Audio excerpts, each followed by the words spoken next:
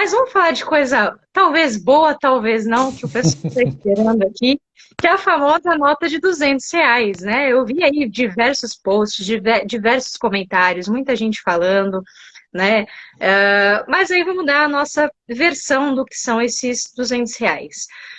Pelo que eu entendi, a maior preocupação, e vocês têm grande razão com relação a isso, é que se essa nota de R$ 200 está refletindo um pouco de inflação. Vou falar para vocês, fiquem tranquilos. No primeiro momento, a curto prazo, isso não tem nada a ver com inflação. Muito pelo contrário, tá? Os resultados da inflação, inclusive as projeções que a gente tem para a inflação, continuaram sendo revistas para baixo. A gente tinha uma inflação de 1,72, se não me engano, foi para 1,62. Né? Então, a gente está aí reduzindo ainda a inflação. Como eu já falei em lives anteriores, o que é possível no futuro, mas não agora no curto prazo. Lá no futuro, então, eu estou pensando em 2021, 2022, a gente vai ter um aumento da inflação, tá? Não é uma coisa assim, a gente não vai passar de 1,62 para 500% ao mês. Calma, não é isso, não é hiperinflação. A gente vai começar a ter inflação porque vai retomar a atividade econômica, a gente vai ter alguns outros problemas em agregado e aí acaba afetando a inflação. E a gente vai ter aí, junto com o que a gente vai falar daqui a pouquinho, um aumento de carga tributária, a gente vai ter muita coisa em decorrência nos próximos anos. Agora, em 2020, muito pouco a gente vai pensar em termos de inflação e, principalmente, né, se essa moeda vai afetar o que os economistas gostam de chamar, que é a nossa base monetária. Isso é importante porque em economia, né, a gente tem aquela relação entre preço e quantidade, que é o famoso gráfico de oferta e demanda. O que muita gente pensou na hora que o Banco Central anunciou essa nota de R$ 200. Bom, se eu coloco mais moeda, né, significa que o preço da moeda reduz, né, então eu estou tendo mais circulação dessa moeda, o que significa que tem muita gente procurando moeda para colocar onde? No colchão, para colocar na carteira, para colocar embaixo do meu travesseiro. Primeiro, não se preocupem com isso. O momento de crise, a gente já conhece isso. Então, pela experiência internacional, Keynes falava isso, qualquer que seja a linha dos grandes economistas que vocês reparem, ele vai falar isso. A gente está num momento de crise, as pessoas querem entesourar. Até porque a nossa taxa de juros, a Selic, está baixa. Então, não compensa eu colocar o meu investimento, né? Ou seja, eu não tenho dinheiro na minha mão, eu coloco ele lá na Bolsa de Valores ou na poupança, o que quer que seja. Eu prefiro guardar o dinheiro porque ele rende mais em termos, né? A nossa troca fica mais fácil do que eu ter uma rentabilidade, né, em termos de investimento mesmo, né, em termos de aplicação em bolsa, etc. Tá? Então, essa é a lógica. Para vocês terem ideia, essa demanda, essa necessidade de colocar o dinheiro embaixo do colchão, deixar ele na carteira, ele passou do começo, né, da pandemia para agora, de 216 bilhões para 277 bilhões, ou seja, foi uma demanda muito grande. E o Banco Central, olhando para isso, falou assim, e agora? O que eu vou ter que fazer? Eu vou ter que fazer que nem a Argentina, deixar a prensa lá na Casa da Moeda ligada 24 horas por dia para poder atender essa demanda de querer o dinheiro. Imaginem o seguinte, vocês têm lá uma conta super recheada, 50 mil, né? 50 mil lá em conta, e aí vocês estão com medo ou vocês precisam utilizar isso no dia a dia para uma eventual transação e vocês querem sacar esse dinheiro. É lógico, para o banco é simples, porque você tem um depósito, né, a gente chama os depósitos compulsórios, etc. E no banco ele tem uma reservinha, você vai lá, conversa com o seu gerente, ele vai sacar. Só que imagina todo mundo fazendo isso ao mesmo tempo. Não tem cédula suficiente para poder atender todo mundo. Então o Banco Central vai ter que começar a imprimir, imprimir, imprimir, imprimir e não acaba mais. E por que o Banco Central não pode imprimir tanto? Ah, porque gera inflação. É mais do que isso, porque existe uma coisa que a gente chama de custo de emissão. Né, ou que os economistas costumam chamar isso de senhoriagem. E por que chama senhoriagem? Né? Deixa eu explicar um pouquinho para vocês. E aí o Guilherme me corta aqui se eu me alongar muito.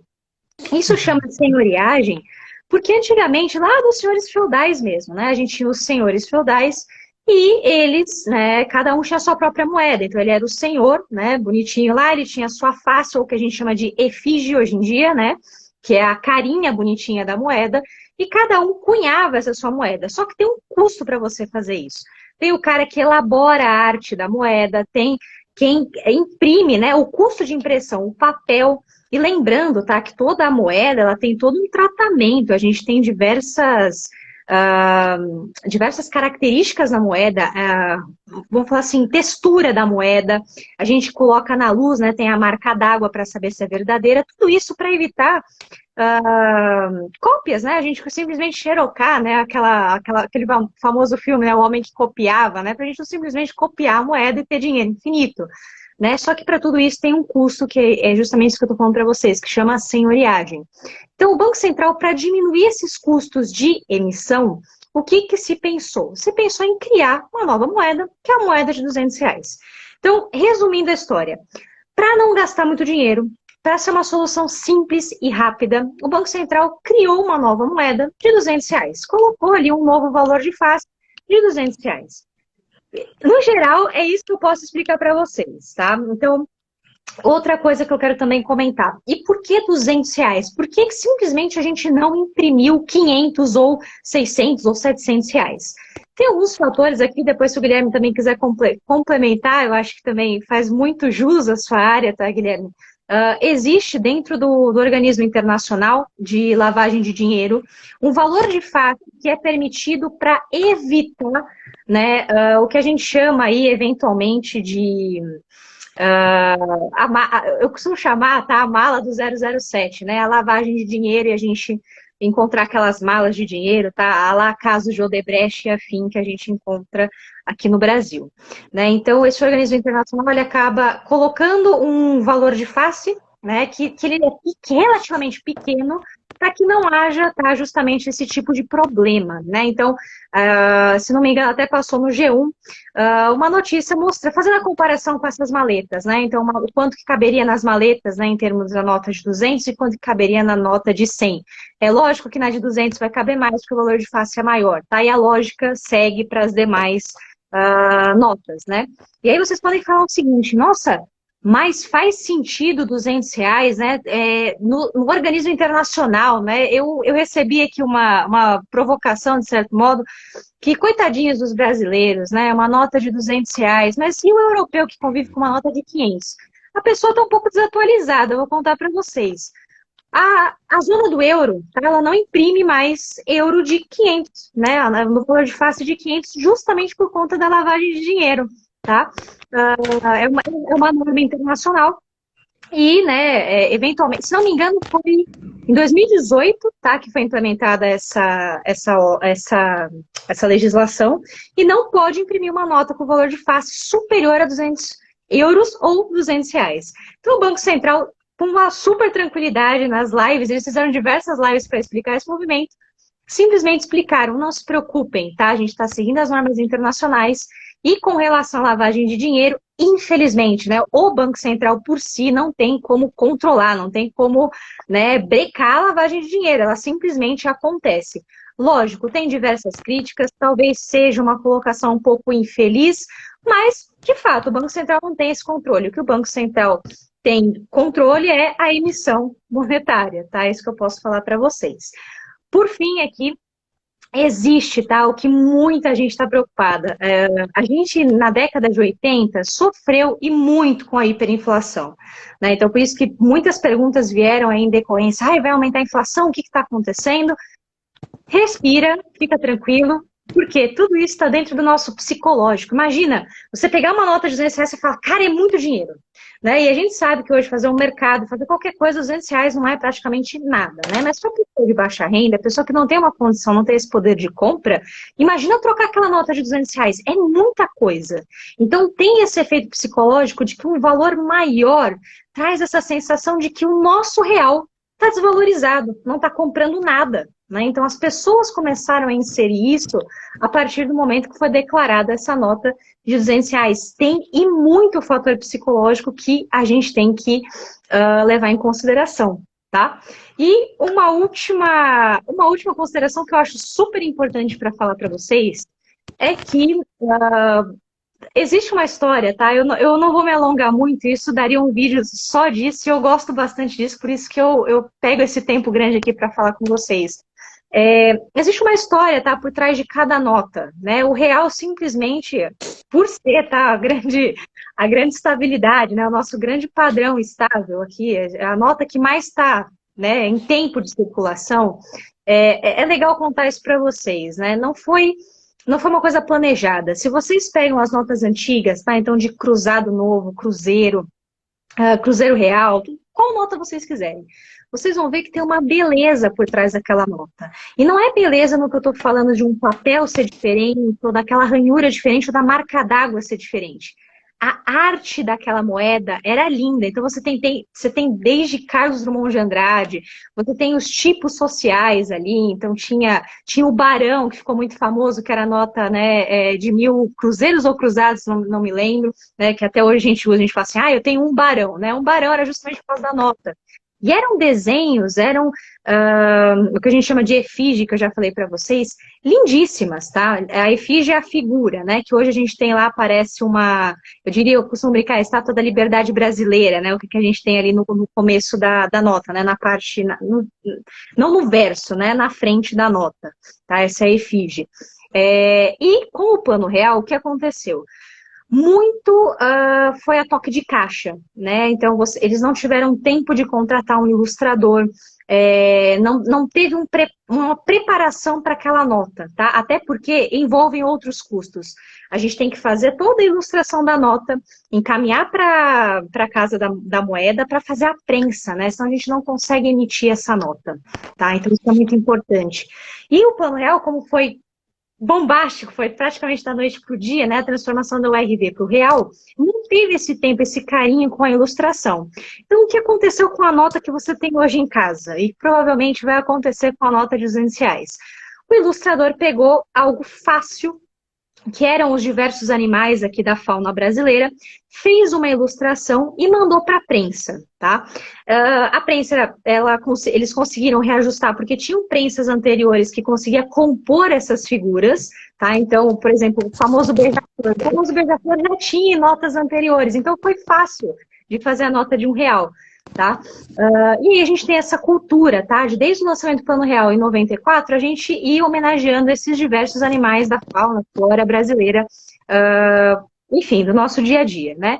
Só uma curiosidade que eu já falei, por isso que o Guilherme deu risada, cada um dos idealizadores do Plano Real, eles escolheram o bichinho que ia na nota, tá? Então, escolheram a onça, escolheram a garoupa. A garoupa é a história que eu mais gosto de contar. Foi o professor Gustavo Franco que escolheu, porque ele tinha uma foto, quando ele era pequeno, né, que ele tinha pescado essa garoupa, tá? Então ele pediu para ser a garoupa, a nota de 100, e foi atendida. Só que a gente teve uma votação alguns anos atrás, se eventualmente a gente tivesse uma nota, qual seria o novo bichinho? Né? O lobo-guará era o novo bichinho. Se não me engano, ele ficou em quarto lugar, né? Mas ele tem algumas características que o Banco Central julgou que seria o bichinho aqui da vez, seria da nota de R$ 200. O que eu quero chamar a atenção de vocês, não é puxão de orelha, mas é porque eu achei muito interessante e acho que vale a pena contar. Assim, até hoje está ocorrendo aí diversos memes, né? O Guilherme já bem lembrou em outras lives aí. Tem meme adoidado para tudo, né? A gente recebe assim, bombas de informação via meme, né? E a nota de 200 não ficou fora disso. E aí, uma das notas que mais chamou a atenção, né, que o pessoal começou a fazer várias montagens, coloca sua foto na nota, etc., várias coisas, né, foi o cachorrinho caramelo, né, e muita gente pedindo para ser o cachorrinho, etc. e tal. E aí, eu queria contar a história para vocês da empresa que chama Quero Dobra. A Quero Dobra é uma empresa, né, ela faz dobras, tá, manuais de carteiras, para passaportes, né? Suporte para passaporte, etc. e tal. E é uma empresa que tem muito, tá, na visão dela, a sustentabilidade, né? Eles vão atrás de diversas coisas e eles geralmente acabam brincando com a textura dessas carteiras, etc., com esses memes. E eles estavam propondo fazer uma carteira com o cachorrinho, né? E aí eles falaram assim, vamos atrás da história do cachorrinho, por que que a gente utilizaria o cachorrinho para fazer essa nota de 200? Eles geralmente têm uma linha de carteiras dele que é a nota de R$ 1, que é a nota de R$ 100, né? E com alguns outros desenhos ali que eu acho um barato, né?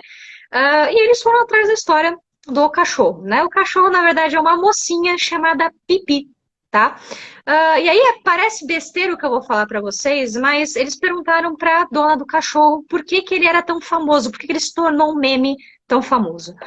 E a dona do cachorro chama Vanessa, e ela falou o seguinte, olha, infelizmente, a foto que é muito divulgada, que o pessoal utiliza para fazer memes, caiu na boca do povo, porque eu perdi a minha cachorra há 5 anos atrás e eu nunca mais recuperei. Então eu comecei a espalhar cartazes, as pessoas pegaram, recortaram, começaram a fazer memes, etc e tal, por ser um cachorro que as pessoas geralmente falam que é vira-lata e que é aqui comum ao brasileiro, né?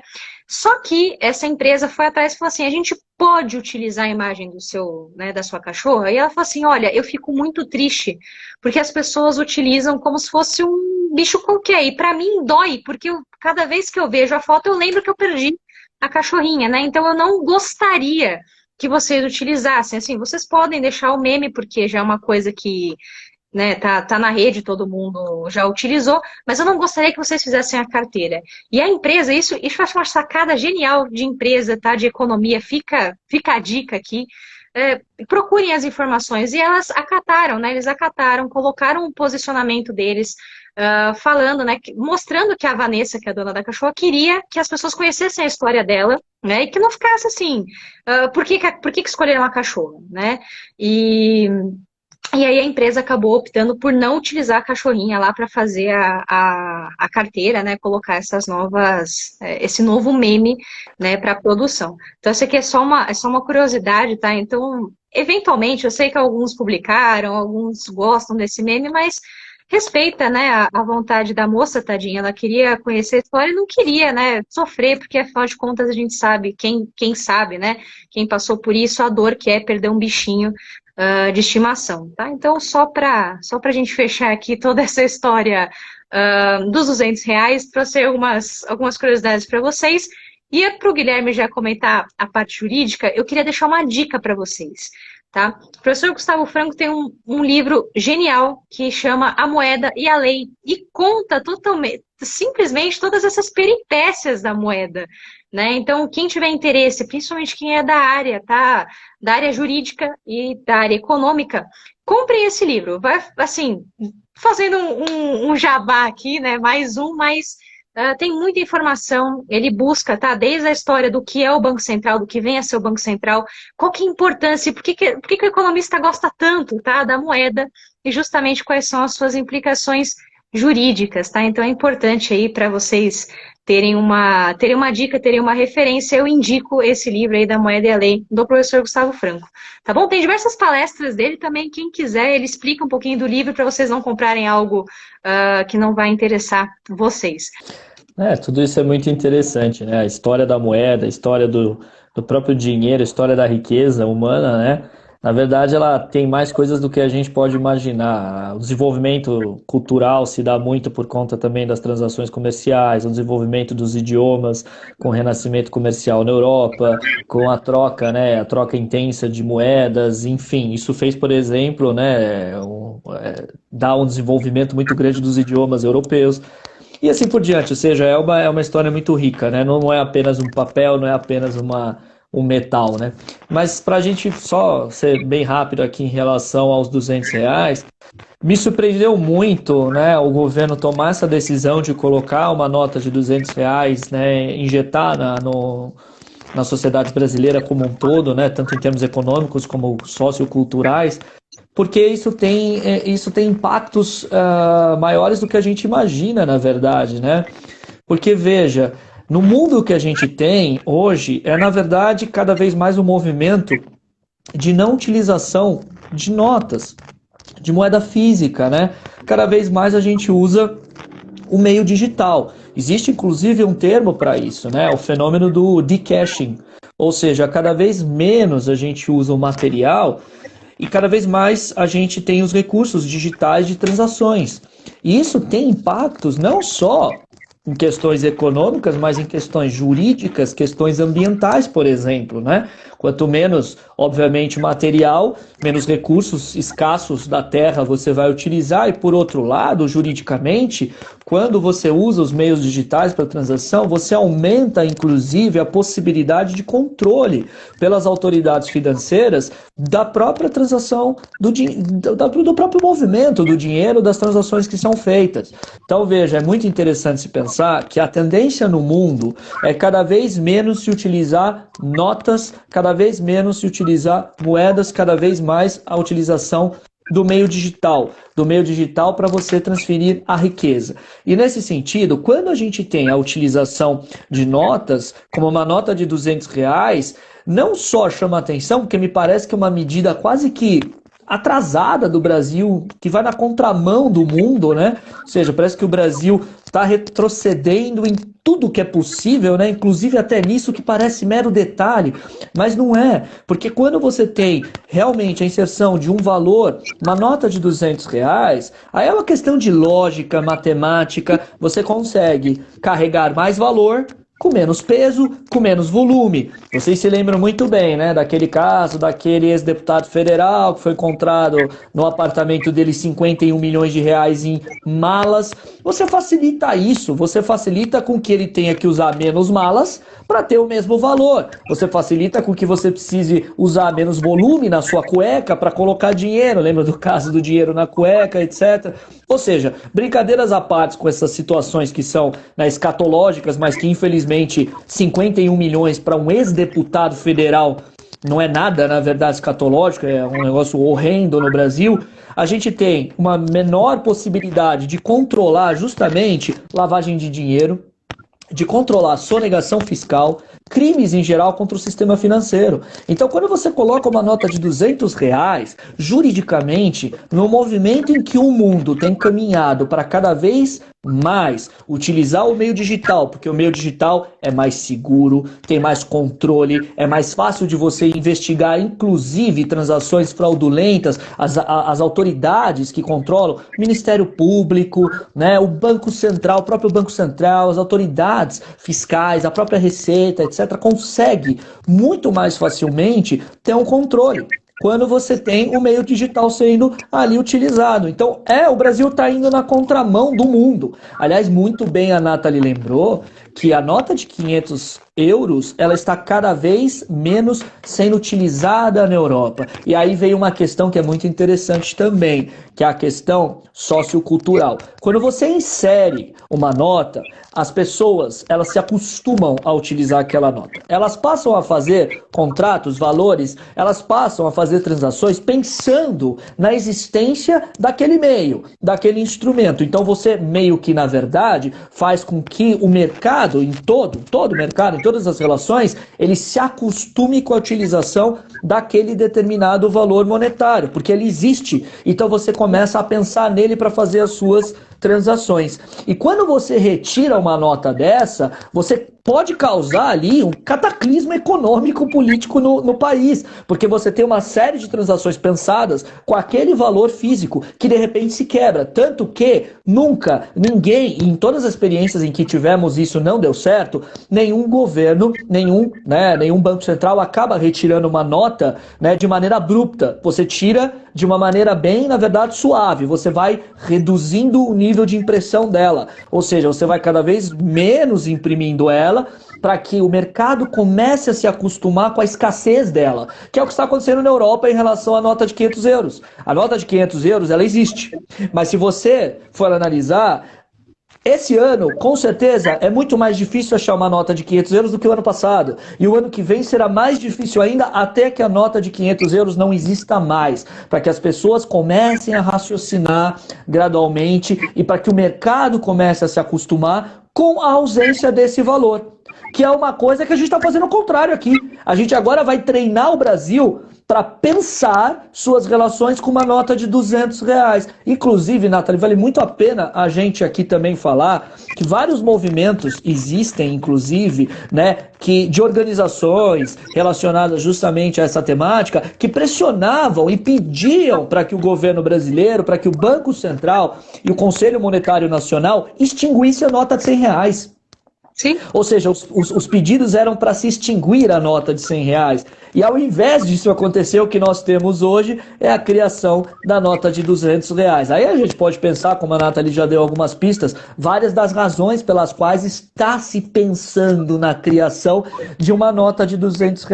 Mas, se a gente for pensar o Brasil inserido no mundo, e o Brasil inserido no mundo aqui, realmente, com toda a tecnologia que existe, com toda, né, na verdade, a tendência que a gente tem mundial nas transações financeiras globais, o Brasil está indo na contramão. Está indo totalmente na contramão. E com isso, repito, o Brasil está facilitando e abrindo espaço para que você tenha menor controle em crimes de sonegação fiscal, lavagem de dinheiro, corrupção, tráfico de drogas. Por que não? A gente sabe que o tráfico de drogas tem um modus operandi que você utiliza mais notas quebradas de 20, 50 reais, etc. Mas quando você tem uma nota de R$ 200, você diminui o volume e você tem a possibilidade de maximizar ainda o lucro, porque você tem menos volume para carregar dentro de uma atividade que é de extremo risco.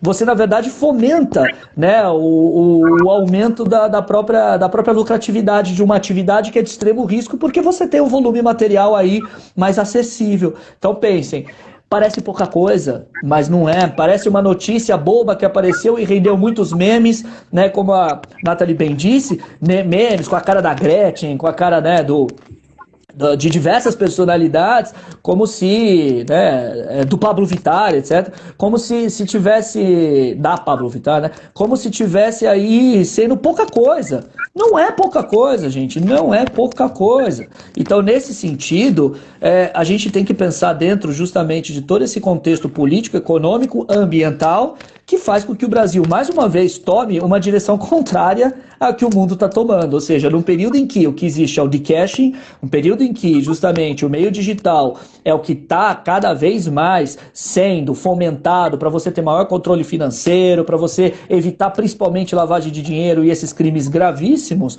que atrapalham em muito o desenvolvimento de qualquer sociedade, o Brasil está mais uma vez remando contra a maré e indo para trás, né? É lamentável, né? Eu vi essa criação, Nathalie, eu juro para você, na hora que eu vi a notícia, Brasil vai lançar a nota de R$ 200, eu falei, não, isso é fake news, né? Estão sacaneando, né? Eu fui ver, não, o negócio é sério, os caras estão querendo lançar R$ 200, que absurdo. Eu falei, meu Deus, o Brasil é aquilo que a gente tem brincado, né? Se o Brasil tem duas direções a seguir. Uma correta, né, uma mais certa, uma mais, né, tendente ao que o mundo vai, e aquela que é para ir na contramão. O Brasil escolhe para ir na contramão, é impressionante, né? O Brasil, ele tá num retrocesso que acho que é quase que pelo amor de Deus, é uma situação assim terrível, enfim. Mas é legal, só para fechar, o que o pessoal também sempre me pergunta ou sempre tem dúvida, né, que é com relação às criptomoedas, né? Que é um outro sistema que também é muito difícil você ter esse rastreamento de onde vem e para onde vai o dinheiro, né? Então, toda vez que a gente vê em filme, né, paga em cash ou leva a mala de dinheiro, justamente, né? E notas não sequenciais, né? Isso é muito importante, que as notas lá em cima tem a sequência dela, a gente consegue fazer o rastreamento via Banco Central, né? Então, por isso que eles pedem isso em resgate, etc. Enfim, por isso que é comum, justamente pelo que o Guilherme está falando, que é esse rastreamento. Criptomoeda, que eu diria que é um ambiente até de uma deep web, dificilmente você vai conseguir saber de onde veio, qual a finalidade, para onde vai. Então, por isso também existe um movimento do Banco Central, do Conselho Monetário Nacional, para tentar abraçar essa parte jurídica, para a gente ter esse rastreamento e saber o que vai acontecer. Só para fechar o tópico aqui, eu queria aqui só dizer o que o professor Gustavo Franco disse com relação à nota aí de R$ 200.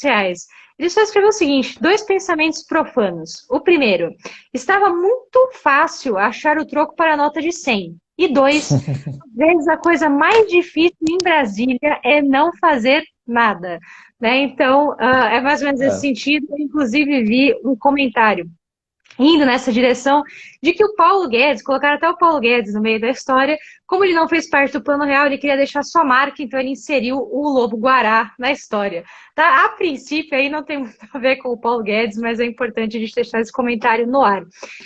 Você imagina, né? Você imagina que o fato das criptomoedas serem tão negadas pelo governo pode ser o motivo delas não necessitarem de quaisquer instituições para serem movimentadas, logo são intransitáveis? Mas as criptomoedas, elas são, na verdade, uma outra coisa, né? É um outro sentido. Porque aqui a gente está falando da moeda corrente nacional, a gente está falando do real, ou seja, das transações no real, da moeda corrente nacional, do cartão de crédito, dos meios digitais de pagamento, na verdade, da substituição dos meios materiais para os meios digitais. A criptomoeda, na verdade, ela tem essa problemática que a Nathalie muito bem colocou, né? Porque no fundo você tem uma dificuldade de controlar a movimentação, né, dessa criptomoeda. E é claro que nesse sentido ela acaba trazendo problemas jurídicos sérios, né? Ela acaba trazendo problemas jurídicos aí mais gravosos. Mas quando a gente fala justamente da questão né, de você, ao invés de ampliar os meios digitais e colocar mais uma nota para circular na economia, a gente está falando principalmente, né, nesses métodos de transação digital em que você não vai mais utilizar nenhum tipo de matéria. E claro, quando você tem esses meios digitais, você tem a regulação do sistema financeiro feita justamente via Banco Central, com todas as autoridades que são de fiscalização.